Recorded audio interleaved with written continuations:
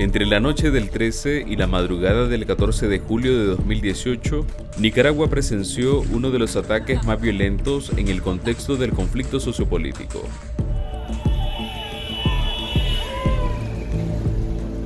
Los escuadrones de paramilitares, leales al régimen de Daniel Ortega, desmontaron con violencia las barricadas que la población había levantado para defenderse de la violencia del Estado en contra de las movilizaciones de miles de ciudadanos que pedían la renuncia del presidente.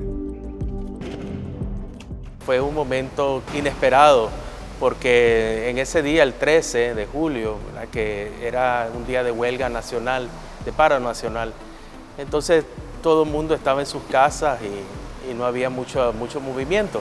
Nunca me imaginé yo de que iba a ser el ataque ese día, pues, aunque ya esperaba que sucediera algo así, que se veía de que había ocurrido en otros lados, ¿no? Había habido el plan limpieza, el cual había sido muy violento. Raúl Zamora en ese entonces era el párroco de la Iglesia Divina Misericordia, ubicada al lado de la Universidad Nacional Autónoma de Nicaragua, la UNAM Managua. Ese recinto estaba tomado por estudiantes en protesta contra el gobierno. Yo permanecí en la universidad alrededor de 2 meses aproximadamente. Al inicio llegué solo yo y después eventualmente llegó mi hermana, porque mi hermana de alguna u otra forma quería apoyarme también y mi hermana sabía que no había forma de que yo no ingresara a la UNAM o que yo no quisiera permanecer en la UNAM. Carlos Andrés Monterrey en ese entonces estudiaba comunicación social. Asegura que los estudiantes que mantenían tomada la universidad tenían planes de entregarla, pero el gobierno lo impidió. Los estudiantes estaban discutiendo sobre la entrega del recinto, se estaba procurando hacer una intervención con la conferencia episcopal como mediadores para poder entregar el recinto, se estaba previendo toda una actividad para que los estudiantes pudieran entregar el recinto y salir ilesos ante la situación. El ataque empezó a mediodía de ese viernes 13 de julio. El periodista Sergio Marín llegó a la UNAM para dar cobertura. Y al igual que Carlos Andrés, sostiene que los estudiantes querían entregar el recinto universitario con la mediación de la Iglesia Católica. Se vieron obligados a permanecer secuestrados por 18 horas, cuando lo único que querían era dejar el perímetro de la Universidad Nacional, que ya había sido tomada por las fuerzas policiales y paramilitares, e irse a sus casas. Pero esas fuerzas impidieron que los jóvenes se fueran a sus casas. Tras impedirles abandonar la universidad de manera pacífica, el padre Raúl tomó una arriesgada decisión. Llamé a los muchachos, a los que estaban en la universidad, porque yo ya los conocía como sacerdote, ya los había atendido, ya los conocía muchos de ellos. Entonces los llamé porque los escuché que estaban siendo atacados y que sus vidas estaban muy en peligro, ¿no? Entonces todos ellos vinieron para acá, la mayoría, pero me tocó también ir con la camioneta de la parroquia, ¿no? A traer a algunos de los muchachos en ese momento. ¡Atrinchérese, atrinchérese! Ya estando en la parroquia, el padre Raúl pensó que los más de 200 jóvenes ya estarían a salvo, pero eso no ocurrió. El escuadrón de paramilitares empezó a disparar contra el templo. Persistió el ataque, ¿no? Desde la universidad para acá. Entonces, yo lo recuerdo eso como un momento que fue muy duro, muy difícil, obviamente, por lo que sufrimos todos. Cada segundo, cada minuto era eterno en pasar y nosotros en ese momento ya el enfrentamiento estaba bastante fuerte. Sergio Marín también tuvo que refugiarse en la parroquia Divina Misericordia, junto a sus colegas Ismael López, José Noel Marenco y Joshua Parlow, enviado especial del periódico estadounidense Washington Post. Yo llegué a las 4 de la tarde frente al llamado que estaban haciendo estos jóvenes que ya habían sido desalojados a fuerza de metralla de la Universidad Nacional. Y ahí convergimos 4 periodistas, pero que no sabíamos que estábamos ahí hasta que ya se dio muy entrada la noche, pues a eso de las 8 de la noche. ¡Jura, dile! Este video muestra el armamento utilizado por los paramilitares en su ofensiva contra la parroquia.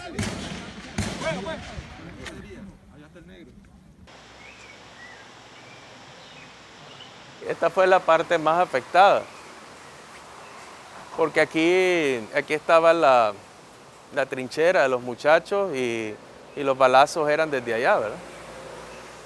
Dentro del templo, la mayoría de los estudiantes pensaron que no saldrían vivos. Nicaragua ya estaba viendo un conflicto represivo y estaba la preocupación, digamos, por el conflicto represivo que había en el país.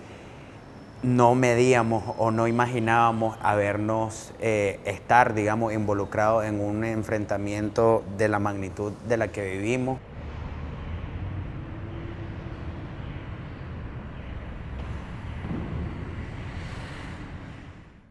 Estaba muy mentalizado a decir, aquí voy a morir y ya no hay nada más que hacer. Por eso te digo que la resignación era en ese tiempo decir, ya sé que voy a morir.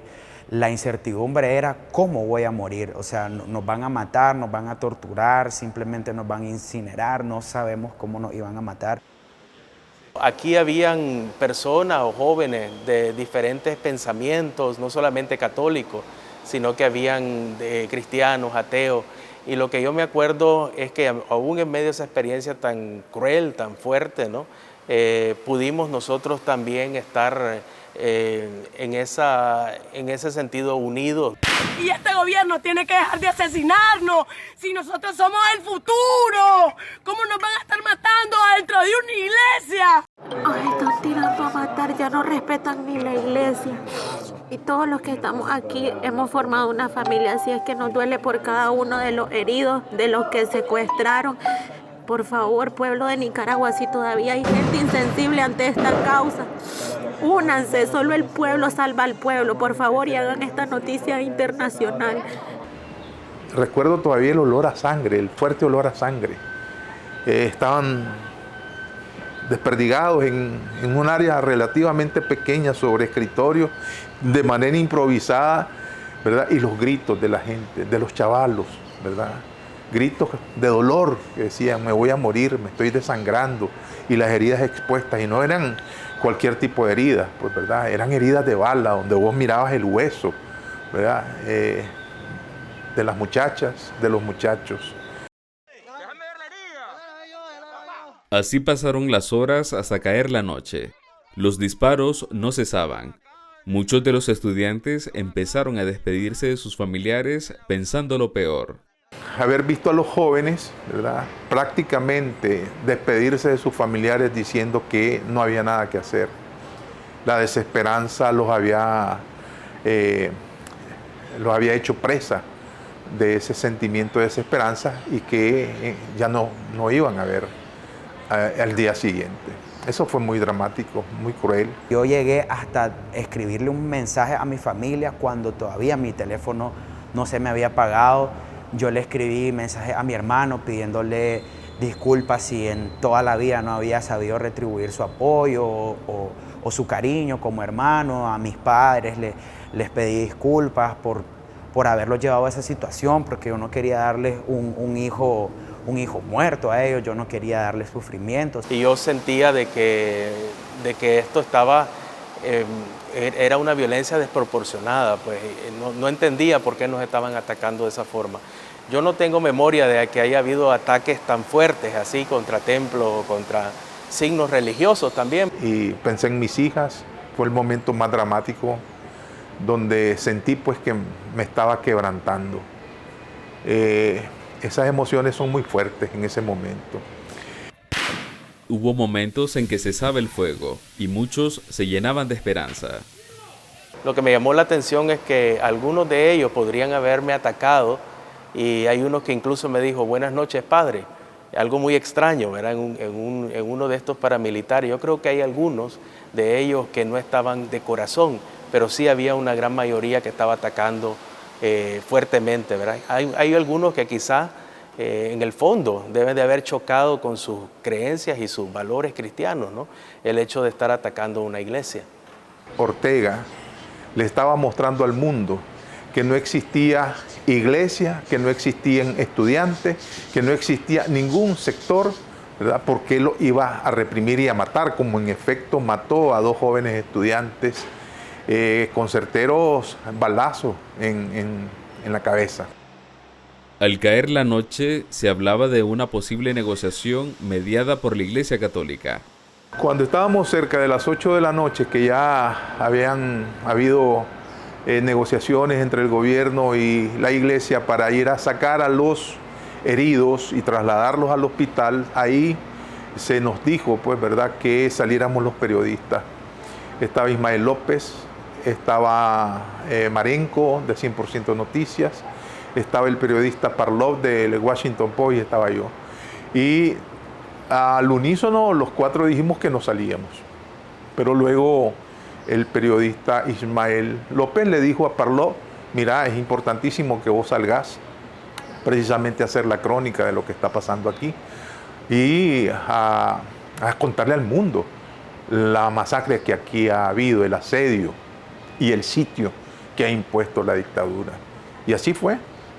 Parlov se fue y los 3 periodistas nos quedamos hasta el día siguiente apoyando a los estudiantes y además informando, porque hubo reportes para Reuters, hubo reportes para la BBC, hubo en vivos para 100% y para la Mesa Redonda, hasta que nos diera vida la carga que teníamos en nuestros celulares, porque la energía había sido cortada. Cuando sacaron a los heridos, todos pensaron que la negociación continuaría hasta que todos salieran de la parroquia, pero los paramilitares continuaron con el ataque. Yo creo que lo único que nos mantenía ahí era el espíritu y la dignidad y las ganas de no morir ahí, pero definitivamente era bien preocupante porque se venía el amanecer, eran las horas más oscuras, era el momento más, digamos, más denso que sentí en todo lo que pasó. Salve a ti, Nicaragua, en tu suelo. Los estudiantes, ya sin armas caseras para defenderse del tiroteo, intentaron llamar a la conciencia a los paramilitares cantando el himno nacional. Y vos te imaginás 50, 60 chavalos, hombres y mujeres cantando el himno nacional, mientras el resto estaba en la nave central de la iglesia, los otros estaban afuera, ¿verdad?, dándose ánimos y respondiéndole a los guardias de Ortega con el canto del himno nacional. Eso era impresionante. Entonces, a mayor metralla, más alto se cantaba el himno nacional y se repetía las veces que fuese necesaria. Y así estuvo prácticamente durante toda la noche. Ya como en la madrugada, a las 4 de la mañana, 5 de la mañana, pensábamos que el ataque ya iba a terminar, porque los muchachos me decían de que el ataque terminaba al amanecer. Y de hecho sí, se detuvo un rato el ataque, pero de repente empezó con más fuerza. Y a esa hora el ataque se intensificó, y fue cuando los jóvenes Gerald Vázquez, de 20 años, y Francisco Flores, de 21 años, fueron abatidos por las balas.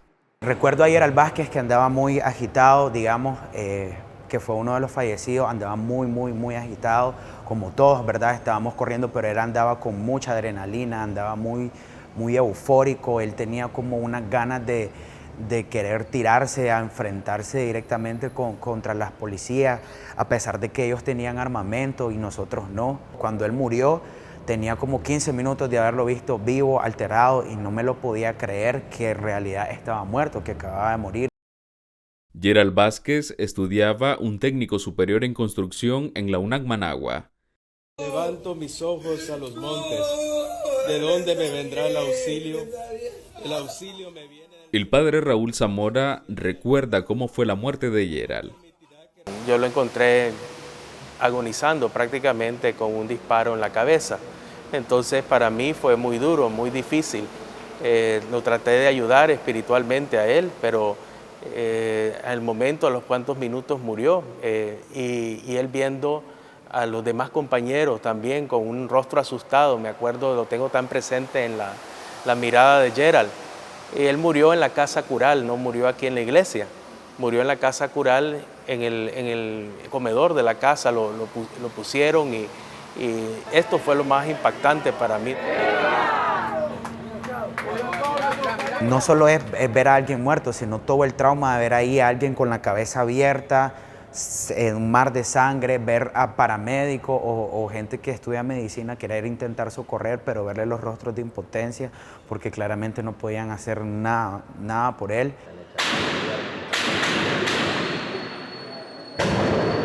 Sangre Cristo tiene. Ay. La mayoría de las 200 personas que estaban atrapadas en la parroquia pensaron que todos tendrían el mismo destino que Gerald Vázquez y Francisco Flores. Pero recibieron una noticia inesperada. Las negociaciones entre el gobierno y la Iglesia Católica se habían retomado. Hasta que llegó la delegación de la Iglesia Católica con el cardenal Brenes y el nuncio apostólico Sommertag, rodeados con otra gente, pues, ¿verdad?, a decirnos que en efecto habían logrado conseguir unos buses que nos iban a trasladar a la Catedral de Managua. Entonces ahí sí se sintió un poco de tranquilidad, de paz, de cierto entusiasmo de la gente, pero que iba también con su dolor de saber que habían muerto 2 compañeros en la iglesia. Todo fue tan surreal hasta que nos pudimos montar al bus que nos llevó hacia la catedral, donde nosotros íbamos a entender que ya en ese momento había parado el ataque y que ya habíamos sobrevivido. Hasta ese momento fue que yo me quebré a llorar, abracé a mi padre como nunca y dije, estoy vivo, y agradecí demasiado estar vivo porque yo ya me miraba muerto. El amanecer del 14 de julio puso fin a uno de los episodios más violentos de la crisis sociopolítica, sobre todo por la forma en que fue abatido un templo católico. Lo importante para nosotros como sacerdotes era resguardar la vida de todos estos jóvenes y creo que, a Dios gracias, ustedes lo han mirado, ingresar ahí en los autobuses, la mayoría viene bien, algunos quizás alterados de los nervios, ¿ves? Y desgraciadamente lo que nos duele los 2 fallecidos que tuvimos en esta mañana. Hoy Sergio, Carlos y el padre Raúl sienten gratitud por estar con vida. Nosotros tenemos esta imagen que expresa en la piedad pues, a Jesús, a la misericordia de Jesús. Y el tener balazos ahí es muy significativo porque nos dice de que esa violencia es recibida por Él con misericordia. Pero también sienten empatía por los familiares de Gerald y Francisco, pues su crimen sigue impune.